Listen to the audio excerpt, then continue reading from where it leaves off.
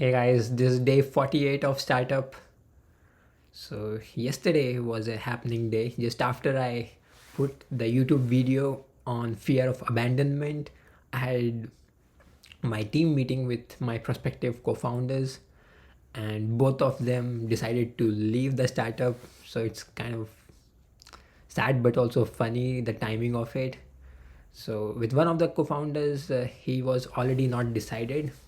He was to decide at the end of January. He works for a big like fan company in Bay Area. So he is going through some family planning and he decided to continue on the job. But he also proposed to invest $100,000 US dollars in the startup. So that is good. We have to still work out the terms and how much money do I really need and what's best. So yeah, that one story ends like that, and the other story is a little bit more complicated. So with my other co-founder, he had already decided that he will leave his job. He had told his manager also, but we were having a lot of arguments on the path, on the idea, on the vision, and what to expect from the startup, what to put in as effort, and our differences were very apparent at many times. So we decided not to continue. So now this story is interesting because this co-founder and we had a long history. We worked on multiple startups before, and we went through the same journey. We learned the same things. We read the same books, and we had pretty much perfect sync about how the world works till around 4 years back. But just last 4 years we spent our time very differently after we closed our startup. So our last startup we did together for 5 years, and we had to close it because it wasn't growing. So after that, we both of us we came back to consulting and job. And these 4 years we spent our time very differently. Like he spent a lot of time building his house, renovating it, making good interior design, and also some recreational activities like playing chess and vacationing, and spent a lot of time with family. So he kind of relaxed during those few years.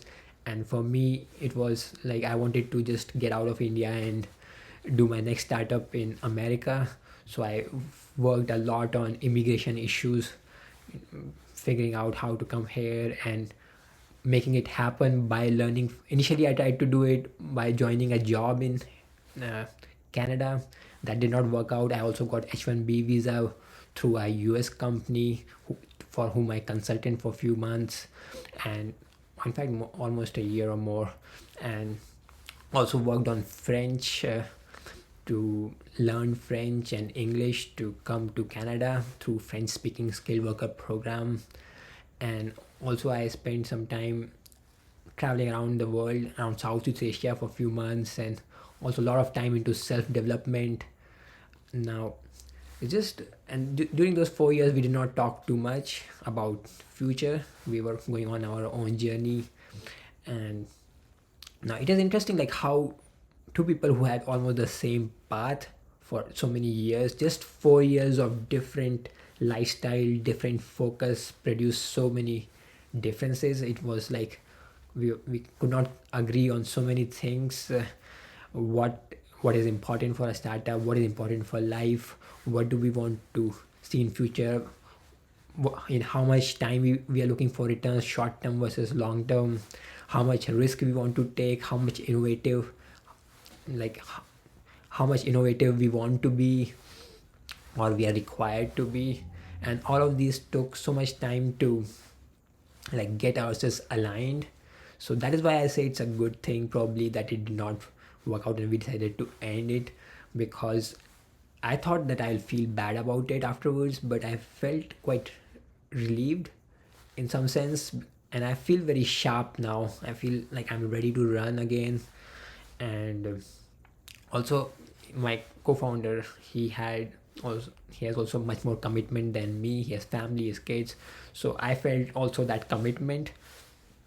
which is probably good, but also this extreme fear of failure allows or reduces our ability to take risk or do anything new at all. And I don't know if it is possible to do startup without doing anything new. And also I feel like even as two people team, there is some committee thing that comes up. I want to take opinion of my co-founder for everything before I move, so that we are on the same page, that he feels included. And I have to so for in that sense, uh, now I can take decisions quickly. Also, for any ideation purpose, there is kind of a marriage required of technology, of problem domain, problem space, and also the products that are already out there, the competition, and all of these things have to be integrated in one brain, and decisions have to be made there in only in one brain. So it is very hard to do ideation with multiple people. Also, in my case, my co-founders and I were having overlapping expertise. We were all technical people. We knew, all of us, we knew AI and software development, and also a little bit of sales. So it wasn't really required to have multiple co-founders just for their expertise.